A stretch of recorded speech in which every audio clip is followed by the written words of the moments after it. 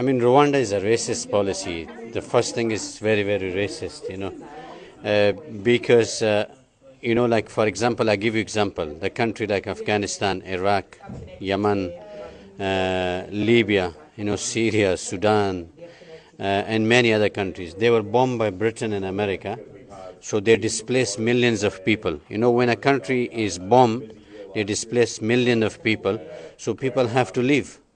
People don't come here for £9 a week. Asylum seeker in the hotel, probably, is getting £9 a week. 24 years ago it was £10.